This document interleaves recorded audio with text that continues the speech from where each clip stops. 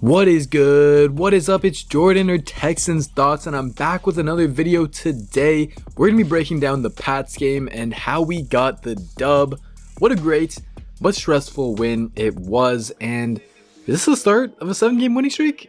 I don't know. Not going to rule it out. But today, specifically, I'm going to look at how Deshaun had one of his best games of his career, plus Weaver's blitzes that killed Cam Newton and the Patriots offense, and lastly, Jonathan Greenard's performance on the day. Also, I'm planning on possibly doing a live stream this week, and if you're interested in that, let me know in the comments below. I'll be answering questions and possibly breaking down film live, so be on the lookout for that. But now, let's break down the film because the film don't lie. So the first thing I want to touch on quickly is Watson's pocket presence. You know, it's always been one of the strongest parts of his game, but I wanted to highlight it because of my boy Thompson Fam's request. Follow me on Twitter, by the way, if y'all want more content and updates on videos. So Watson's pocket presence this game, it was sublime. I think he really found a great balance between scrambling and extending the play, but also just taking what the defense was giving him. He wasn't holding onto the ball too long and taking frustrating sacks. Actually, the Texans didn't allow a single sack despite Tunsil being out of the game. The offense was able to stay on schedule when we passed the ball, large in part to all three major phases of a passing game gelling together. The protection was great, but even when it wasn't, Watson was able to scramble and make plays himself. And lastly, our weapons were getting open at will, which helped us get the ball out quick or give Watson options later in the play. So while Watson was dodging, ducking, dipping, diving, and dodging, our guys did a great job to continue to work open for him, and he always found them. And that leads to my next point about Watson's progressions. When the protection was great, Watson had enough time to work all the way across the field, from progression 1 to even progression 4 at times. He wasn't getting locked onto his targets and waiting for them to get open. If he saw a matchup he didn't like, he would move on until he found the optimal one. Watson's mental game of diagnosing who was supposed to be open pre-snap versus who was actually open post-snap was some of his best work I've seen throughout his entire career. Now off of this touchdown pass, you see again Watson's willingness to go off of his first read, make his progressions, and find the open man. This is what I talked about with him losing DeAndre Hopkins. As a young quarterback, you tend to rely on your superstar wide receiver because, well, he's a badass superstar. But that can build bad habits where you're locking onto your first read and miss other open guys. Well, without Nuke, Watson is showing that he's not just going to lock onto his new wide receiver 1 and stay there. Whoever's open is going to get the rock, and shout out Kiki QT for the amazing route. This is great by Watson. Even with Kiki, who hasn't gotten many game reps with, he's still going to entrust him to make plays instead of just running around and hoping Fuller, his first read, will get open. Moving on, and let's next break down Watson's ball placement. I said it before and I'll say it again, but Watson's ball placement is elite. And he can beat good coverage with a better throw by putting it where only his guy can get it. I like the play call here by Tim Kelly with a simple rub route to get Cooks some space. You're going to see that Fuller and Cooks are running a switch release, where the inside wide receiver is going to release outside and the outside wide receiver is going to release inside.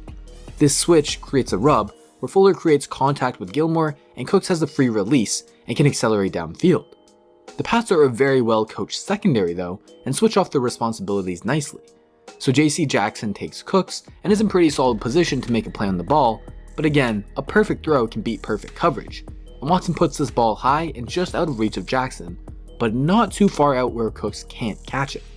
These types of throws may seem trivial, but that's only because we see them so often out of Deshaun. On the first touchdown of the day, Watson is going to again put it where only his guy can get it. The defender catches up to Cobb pretty well, but if you aren't getting your head around, then you can only defend the width of your shoulders, and this is just picture perfect. We saw him beat man coverage, but now he slips in a throw versus zone coverage. The Pats are going to drop into a cover 3, and the holes in a cover 3 are up the seam, or if you can settle in between these zones. Akins is going to run a post, and Kiki has a little curl route here, so this curl flat defender is going to focus on Kiki, and that puts him in sneaky good position to pick off this post from underneath. But Watson puts great zip on the ball and sneaks it through a super tight window. One more great play here, and I really like the play design. Tim Kelly called probably his best game of the season, just picking apart the Pats, and Deshaun executed the game plan to a T. once they abandoned the run and just let Deshaun cook, of course. So out of pistol formation here, the Texans are going to create an RPO look that I've broken down on this channel a ton. You can see the play here where it's out of shotgun usually, but look at the wing tight end plus the motion coming from the field side to the boundary side. I've been screaming for us to build off of this RPO look all year, and while 10 games into the season, it took long enough, but we're finally here. So instead of having the wide receiver who motions across just run out to the flat and be sort of a distraction like we've seen before with Cobb, we have Kiki double back and run sort of a wheel route. And now we've got two guys running vertical versus this cover 3 defense. It puts the outside cornerback in a conflict of assignment. If he goes to Fuller running up the seam, Kiki's open. If he hesitates even in the slightest, because of the threat of Kiki to the boundary, like he does here, he leaves a window for Fuller up the seam. Now, the cornerback honestly played it pretty damn well, despite the play looking to target him. But here's the great thing with Deshaun. Even if the defense sniffs out a good play call, he can still put us over the top with the perfect throw. If the ball is any more inside, the cornerback has a great chance to pick that off. But Watson capitalizes on the fact that Fuller has the cornerback stacked. He's above him, right? So throw it high, and there's no way the cornerback can do anything. Watson had a ton of great plays on Sunday, and I'm excited to see our king continue to grow. While we know how great this offense can be, it was great to see the defense step up when we needed it the most. We'll get to the final game deciding drive soon, but what I wanted to focus on is our blitzes. Weaver was in his bag, using Cunningham, Lonnie, Jay Reed, and others to get after the quarterback, while the front four was struggling.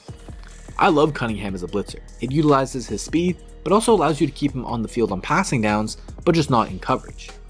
While he never got a sack, he clearly impacted Cam in the pocket, had him flustered, and forced him to get the ball out quickly, often right into the waiting arms of JJ Watt, helping him garner 4 pass breakups.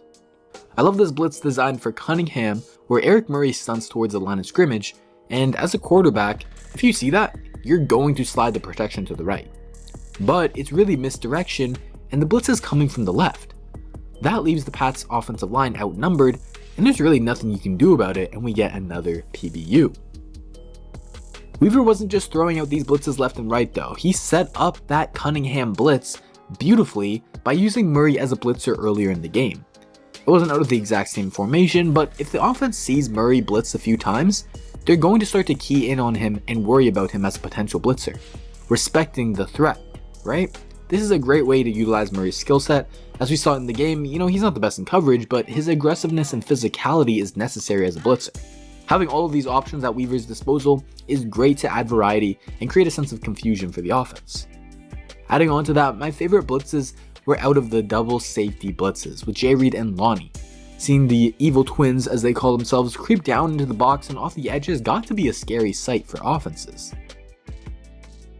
Look at the burst off the snap by both of them. They really helped set the tone, bringing a different level of energy and tenacity that we really haven't seen all season. It's the late movement before the snap that we wanted to see out of Weaver, and we finally got here 10 weeks later. So why has it taken so long to finally see these creative blitzes? I think the return of AJ Moore to the lineup is the answer.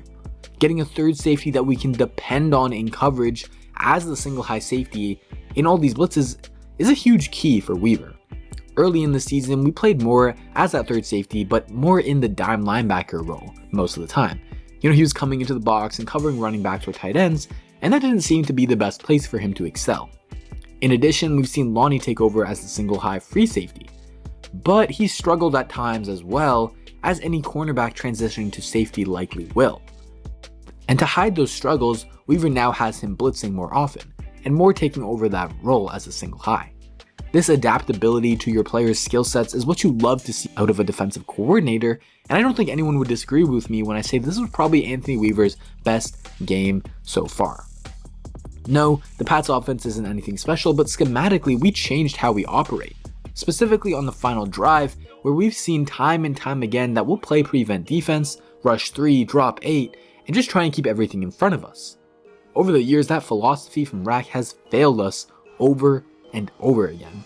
But Weaver broke the pattern and played aggressive, just like I wanted.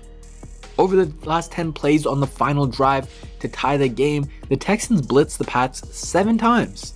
7 out of those 10 plays. They were not content to just sit back and try and bend but not break. They dictated the pace of the game, they made Cam uncomfortable, and they got the dub as a reward. I hope this is a sign of more to come, and this defense continues to use creative blitzes to limit opposing offenses. Let's move on though, and lastly I wanted to take a quick look at rookie outside linebacker Jonathan Greenard's performance. He flashed again in minimal snaps, just 18 versus the Pats, but his sack was a thing of beauty. It was a grown-ass man sack, where he showed some legit terrorizing power. He's going to come off the snap hard and rushing upfield, then he'll translate that speed to power through the use of a long arm move.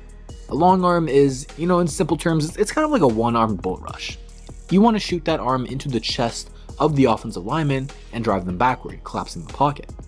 You use one arm instead of two, like in a bull rush, because of the rule that one arm is longer than two. Grenard can really extend that arm out, and you can see the tackle, he can't reach him now. He's helpless at this point, and it's a beautiful move by Grenard, but my favorite part is the finish. If you watch my previous videos where I broke down Grenard, you'll know that he struggled to finish sacks, especially when bending around the corner. He had issues flipping his hips and aiming himself towards the quarterback, so those pressures wouldn't turn into sacks. But with this long arm move, he's able to flip his hips and transfer his energy nicely. So what helps him flip those hips? Well, it's actually his disengage off this block. It's one thing to have a good move, push the back to left tackle, but you gotta get off the block and finish. And Grenard does so by using his off arm, the one that isn't doing the long arm. It's free right now, but look how he's going to bring it from outside his body to cross his body. And as he does that, he simultaneously brings his outside leg around, changing the angle of his path, flipping his hips, and aiming himself towards the quarterback much better than before. This ability to link his hands to his feet is a very refined technique that usually takes years in the NFL to develop. But Grenard's already got it, and he's getting more and more snaps. He's showing so many of these almost plays, and now in the passing game, he's actually finishing it, and that's huge. The other important part of his game though is the run defense. And it was funny, but the Patriots actually looked to run away from Grenard for a good portion of the game. If Whitney Merciless was in the game, they wanted to target him. Despite any numbered advantages we had on them, they were going after Merc. They know that Merc is not the same edge setter as he used to be, and would rather go after the $54 million man than the third round rookie. That's honestly just sad for us. So while Grenard couldn't really make an impact on those runs away from him, there were two runs towards him that I wanted to talk about, and the prevailing theme here is that he's flashing good little details, but he's just not finishing with tackles. On this play, he's going to completely stonewall this puller, something Scarlett and Merciless have struggled with this season, but the running back, right here, he should be dead here. But Damien Harris is a great player and he finds the open lane to the outside, and it's not actually Grenard's job here to contain the outside. That's supposed to be Tyrell Adams, but he got caught on a block, and Grenard does his job, which is solely to take away the puller, not get pushed back, and close the lanes. He makes another almost play against the puller yet again here, where he wins inside because of his great burst off the snap. We would often see Scarlett or Merciless play these pullers very slowly and then get put out of position, but not Grenard. He's starting to play faster and faster, and here, it's almost too fast. He takes on the block, but needs to get his eyes on the ball carrier quicker. So while things are going 1,000 miles per hour for him, like it does with many rookies, once he gets more game snaps, things will start to slow down, and these almost plays will start becoming tackles and tackles for losses, just like how his pressures from previous games became a sack versus the Patriots. So keep faith in Grenard. I'm really happy with how he's progressing and improving each week, and he should be a staple of the defensive line for the future. Alright, that's going to do it for the video. If you enjoyed, please do hit that like button, subscribe for more content, and comment down below your thoughts on the video. Huge shout out to all the Texans Thoughts team members, appreciate y'all, and if you'd like to join the team, get exclusive content and a Discord channel, hit the join button below. Alright, take care everyone, come back for more, and remember, the film don't lie.